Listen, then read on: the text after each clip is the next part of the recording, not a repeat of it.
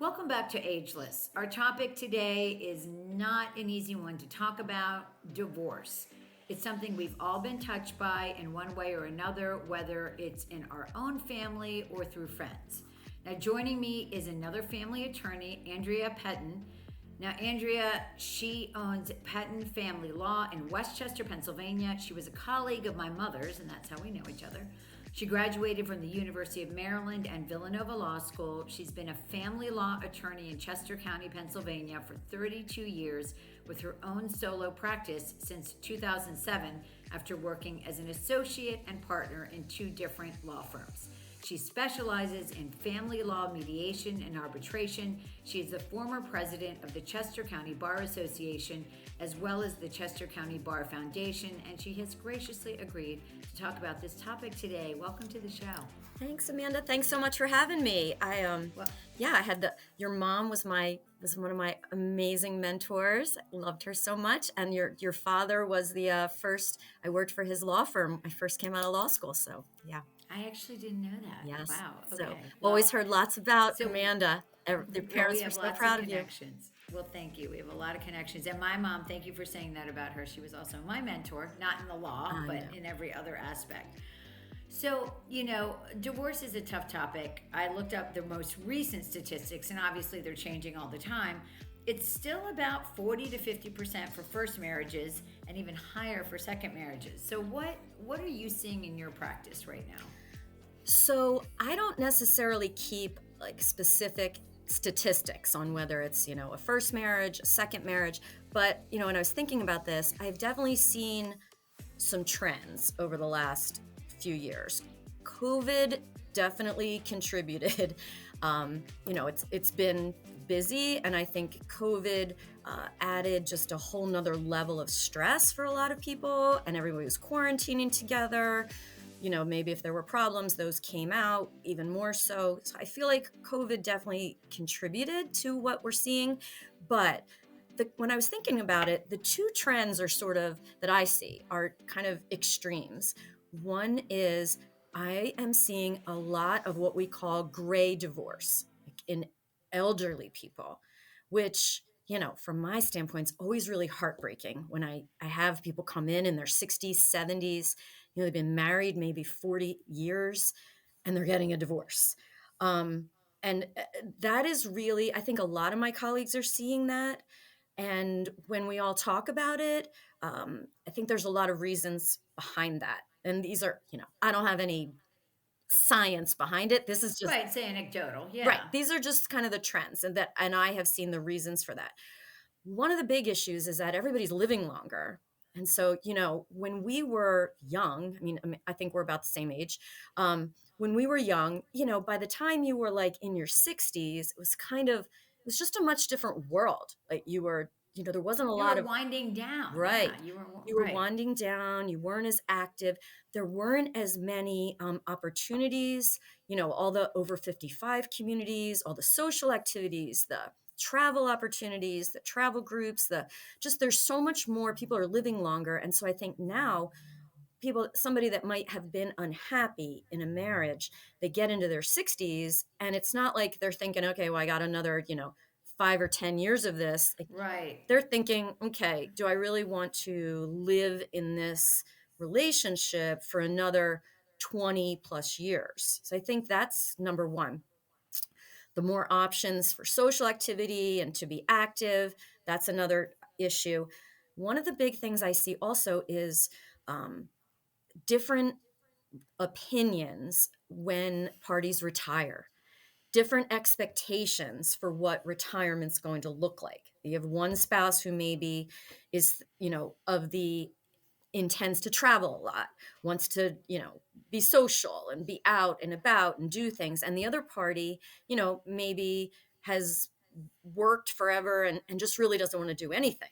I want some downtime, want some peace, Right, and right. maybe more isolation than the other partner. Right, exactly. And so that also contributes.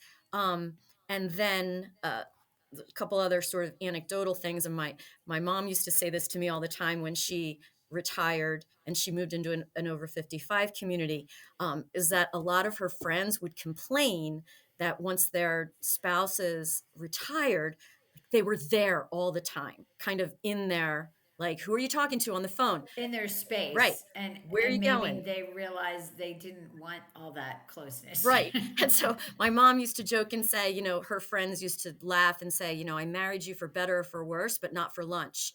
Like, you know, that was like, That's great. it's I like, have to write that okay, down. I need Okay. some space. Like, I'm going to go to the grocery store. It's like, oh, I'll come with you. No, don't come with me. Leave me. Yeah. Like, I need my space.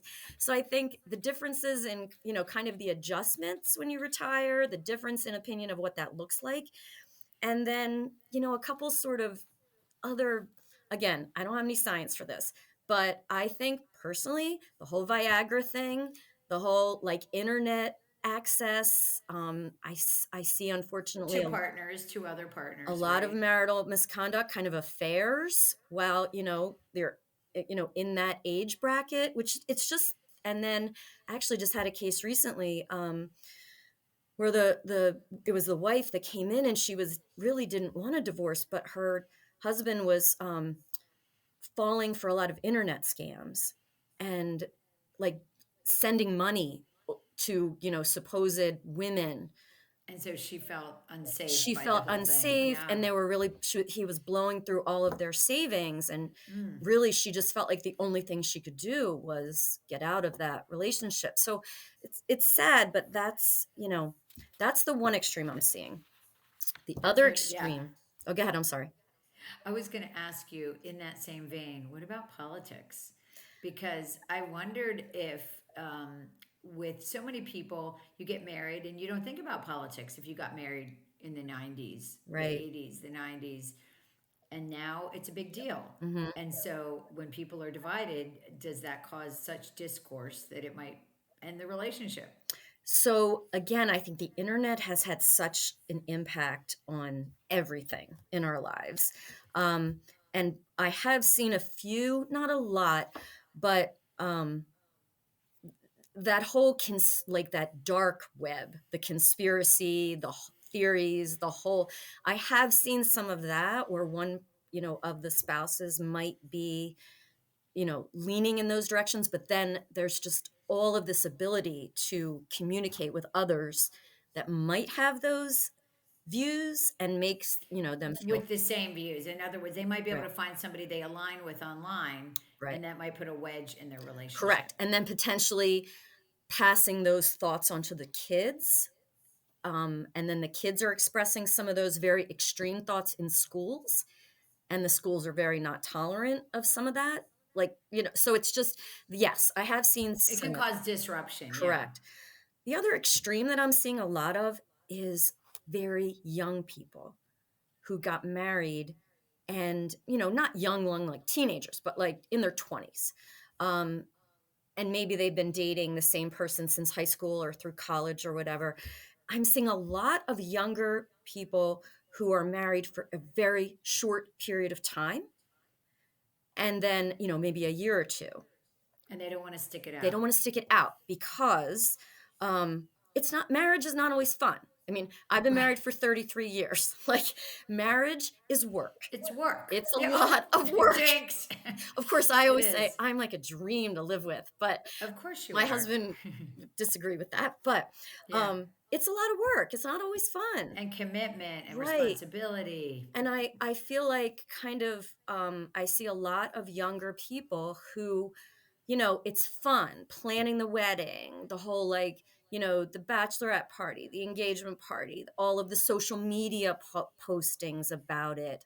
But they might not think it through. It's fun. And then you get married and you're kind of, after the wedding, again, I hate to quote my mom, but she always had like a lot of good sayings, and I like the other one, yeah. she often would say to me, like, I remember when I was planning my wedding, um, you know, you're still just as married whether you get married at the Four Seasons or you get married at the firehouse with beer and pretzels. Like, True. you have to wake up next to this person every day. You don't always like them. You disagree about things. Life has ups and downs. You're just as married the next day, whether you had a big fancy wedding or not. And I feel like in this sort of social media world and texting world, that whole, I sound like an old person when I say it, but like that younger generation, that immediate gratification. And the distractions and the ability, Right. again, just like the older generation, to connect with other people who might be like, oh yeah, you and I have more in common, Right. and put a wedge in that relationship. Right. And so I feel like oftentimes these younger, they've only been married for a year or two, and when it's not fun anymore, they don't necessarily want to put in the work Sure. to And that probably applies to things other than oh, marriage too, yes, when it comes to younger generations. I'm curious because, I came from a divorced family. A lot of baby me boomers too. did. I'm a Gen Mhm. Xer. A lot of Gen Xers did. Do you see a correlation between people who come from divorced families and who are getting divorces? Or is it maybe the opposite? Like they're digging their heels in. They're like, I'm not going to go through that. I don't necessarily see the specific connection, because so keeping in mind that when someone comes to see me, They're ready for a divorce. Yeah. they're at least thinking about it. They might not be Sure, ready to sure. pull the trigger on that, but they're definitely thinking about it. And so, Right. marriage counselors might see people who are like, trying to fix the marriage because they don't want to get a divorce. I don't necessarily see much of that, but what I do see is they might not necessarily be concerned or trying to avoid the conflict because they came from divorce. But if they came from if their parents had a contentious divorce, I do see a lot of cases where a party wants to avoid that stress and arguing. So they might be willing to take less in a settlement just to be done with it and keep things amicable, because they don't want things to get contentious, because they came from that type of, they saw that with their parents. Sure. So maybe it's they still get divorced, but it might be a better divorce. Right. It might be a less, yeah, acrimonious And I divorce. I also do a lot of mediation. I'm trying to move my practice. I mean, more and more, I'm doing more and more mediation. Um, and so I do. Explain that to people who may not know what that is, what the difference is between getting a lawyer on both sides and having mediation. So when if I'm the mediator and I give this whole spiel about how I can't be the lawyer and the mediator. So the mediator is not giving anybody legal advice, but if a couple comes and meets with me together, so one lawyer can't represent both parties, but in a divorce, but the parties can both come to a mediator and talk through the issues with the mediator's guidance to try to reach an agreement about those issues. And I always tell everybody that comes in to see me for mediation, like, mediation's all about control. The parties keeping control over the outcome of the process versus like turning it over to a third party, like a hearing officer or a judge. So most people coming to me for private mediation are motivated to reach an agreement. So it can keep your legal fees down. You should, and I always encourage everybody to at least have an attorney to consult with along the way, because there will be questions that I can't answer. As I always say to them, I promise you I know the answer, but I can't give you the answer because it would be crossing the Sure, line. because you have to be I unbiased can't give, and and I can't give legal advice. So I have to be very careful about not giving either party or anybody the thought that I'm giving them legal but advice. mediation is a lot gentler Yes. in most cases, and as you said, less expensive way, and probably a faster way Yes. if you can agree to go through that Absolutely. process. One of the things, and you alluded to it, about all the things that family lawyer is. I mean, my mom was a family lawyer, Hmm. and she used to say, I wear a lot of hats. I'm a social worker. I'm a psychologist. I'm a friend, and those are not what you're supposed to be. But as we know, the boundaries in a case like this are difficult, right? Hmm. Because they're emotional, and you feel for the people and you have empathy for them. I mean, my mom, this was right when cell phones were becoming in vogue before she died, but lots of emergency calls on the home phone on the weekends and at night and on holidays. How do you create boundaries? So your mom, needless to say, was one of the nicest people ever. And I often hear her in my head, like, she'd tell me, kill them with kindness. She never got angry even in a contentious case. She could get her point across, but that Southern sweet.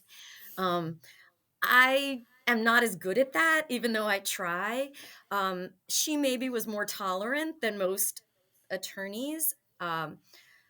Cell phones and email. There are days when I am like cursing whoever came up with the email.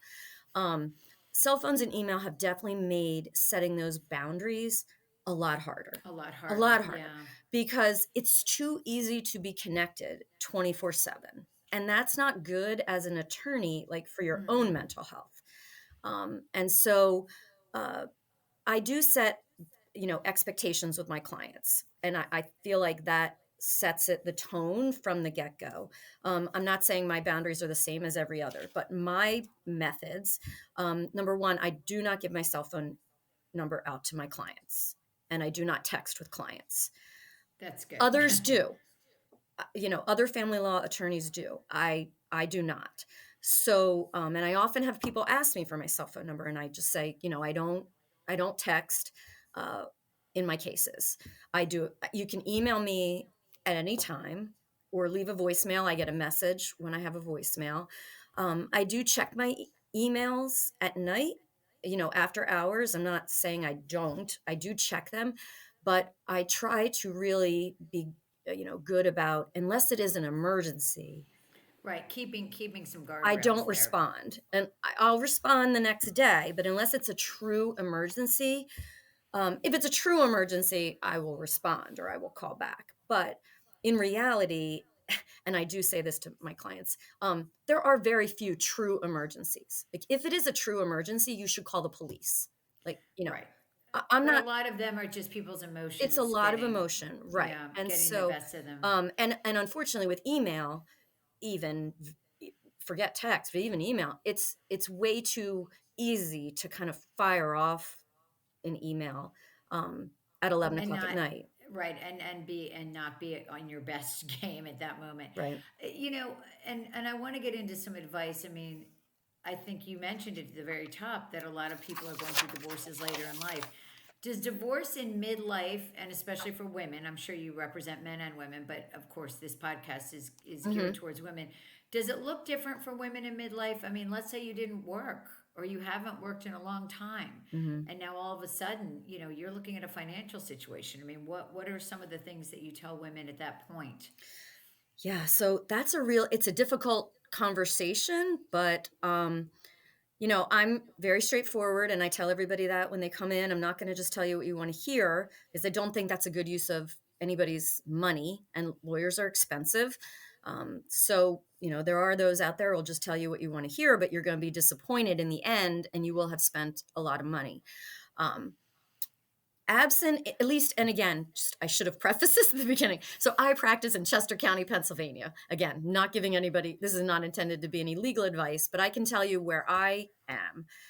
Absent some extreme circumstance, even if you have not worked for a long time or you have young children, even babies, if you're in court in a support or divorce matter, the court is going to assign you a full-time earning capacity, even if it's a minimum wage full-time earning capacity. If you don't have skills or you don't have that type of earning potential, Basically saying if you wanted to work, this is what you could potentially make. right? And so if you went to work, this is what you would make. And so when they're calculating support, um, your support is not going to be based on zero earnings, even if It's you're gonna not they're gonna working. subtract that. Even if you're not working, they are going to give you an earning capacity, and you can then choose not to live up to that earning capacity, but it will be less money in your pocket because Right. you're going to get support as if the calculation will be based as if you were earning that. It's not as if you're at zero. Now, with that said, sometimes in a lot of cases, we will, um, once you calculate in what daycare would be, if you have somebody who's going to make full-time minimum wage or a little bit above that, and then you factor in what full-time daycare is going to be, where the other party is going to have to pay a very large percentage of that, sometimes it will cost the payor more than And so there's a right. compromise. Right. Sometimes it'll cost more than if they just said, okay, we'll plug you into the formula at zero versus their earning capacity, because with an earning capacity, you're gonna have to pay daycare. So Sure. then you got health insurance, and it's a really hard conversation. A lot of women that I've met with, they don't want to hear that. They're like, a job? I mean, what, but I have, my kids are in activities and my kids have to be here, there, and everywhere. But that's really a common thing that a lot of us, juggle um, while they're working. And up here also in Chester County, it's not uncommon that you're going to be in front of a hearing officer potentially, or a judge who's a working mom who has kids and is juggling their activities. So it's really, you're not going to get very far to go in there and go, You're not going to get a lot of sympathy saying I can't, I yeah, can't, I I mean, that my can't. kids have after school activities. I mean, and I've had Right. women argue with me, like, when they have kids that are 12, 13, 15, 60, whatever. Well, I need to be there when they get home from school. That's not an argument that the court is going to, they're still going to give you And hearing it, capacity. but it's good that you're able to give them that straightforward point of view. I'm going to let my dog out real quick. Okay. Go get, go get. Yep, real life working from home. Yeah. So, it's a very emotional time for people Hmm. when they go through a divorce. What kinds of advice, how do you get them to keep the emotions and to keep the ego out? Because obviously, those are things that can really derail the process. Right. So again, I try to be very straightforward. I encourage almost everyone that comes in to see me to, if they can, uh, have some sort of therapy ongoing if they need it. A lot of people will say, "Yeah, is that okay?" I mean, people are afraid sometimes to do that, but it's helpful to have what I would. You're going to waste a lot of legal fees if you're spending what I call therapy issues on paying your lawyer to talk about those things, because your attorney can help you with the legal issues, but some of that emotion is much better dealt with a therapist or with your friends.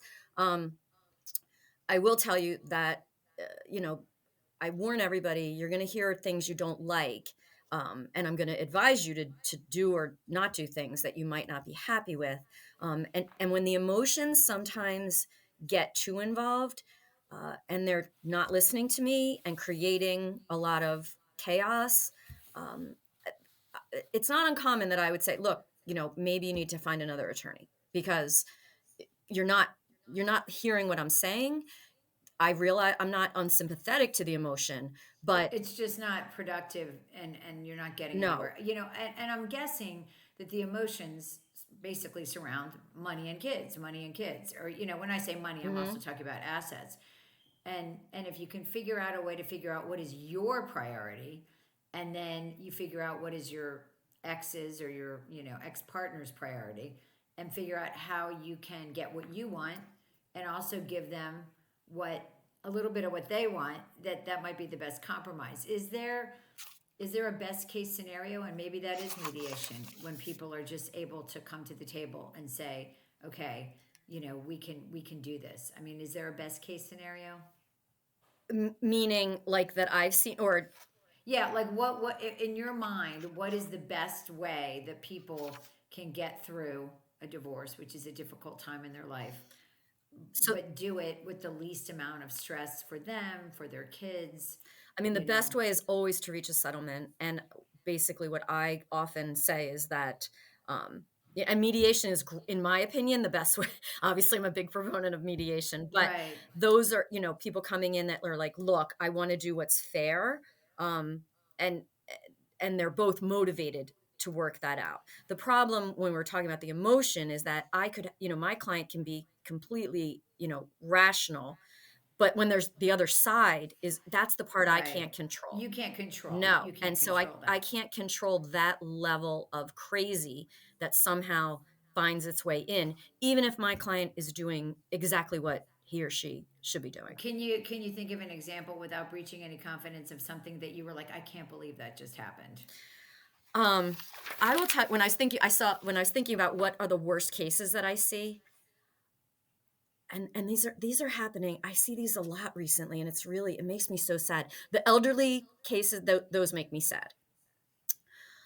But recently, I have had some where one a spouse is in the midst of some sort of cancer treatment or Mm. serious illness, or they And are disabled, and the other then the other spouse says, Doesn't want to deal with you it. know what? This just isn't how I wanted to live my life. Um, I want to be out traveling, doing things. I mean, that to me is just heartbreaking. I actually had a husband, the wife ended up being my client. She had a form, it wasn't ALS, but it was something like ALS. And he just was like done. He just didn't want to deal with it anymore, take care of her. Mm, And he wheeled her into my office in the wheelchair for me to meet with her. And I just, it was heartbreaking. heartbreaking.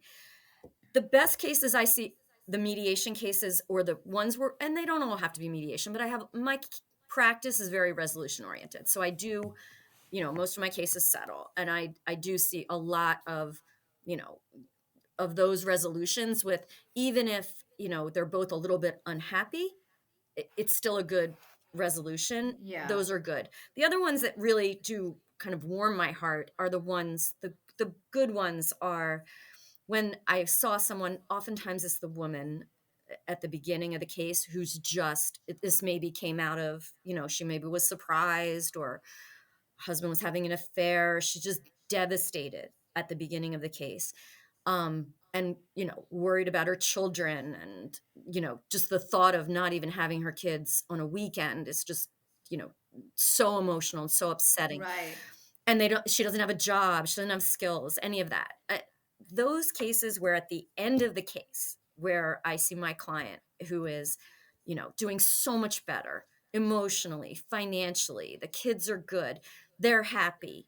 um and they come in, and they're so excited when the divorce decree comes in. They come in, they give me a big hug. Like, to me, those are, It's a I win. feel like I've helped somebody and gotten them through. I often say to people, I don't create the problems, I just try to help them through the problems as Sure. best I can. If you could give any advice, I know there's probably a ton of advice, but what would your best advice be, especially to women?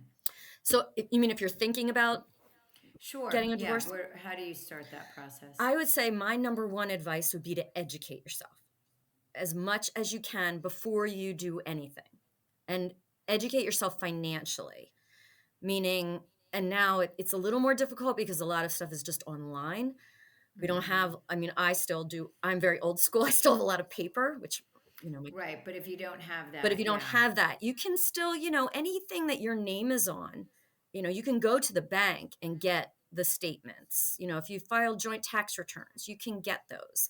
I mean, so oftentimes, if you can get all of that as part of the what we call the discovery process, like getting the financial documents. Sure. But if you can somehow, before you take those steps, before maybe documents start disappearing, Have as much information as copy possible. whatever you can, get as whatever you can, because it does help and it'll save you some money if you're giving your attorney like somewhere to start. Like, okay, I know we have accounts at this bank, or I know, if you have the last few years of tax returns, like what, or maybe credit card statements. Like, so education is power. Like, it gives you a little more power and feel that, a feeling that A you have a little little more more control over the control. process. Yeah. But it's not devastating. Same thing I tell everybody. If you can't get it, it's fine. It's not like you will get it as part of the process. But if you can educate yourself before you've actually, filed Taking anything, the steps, that right? will help. And I also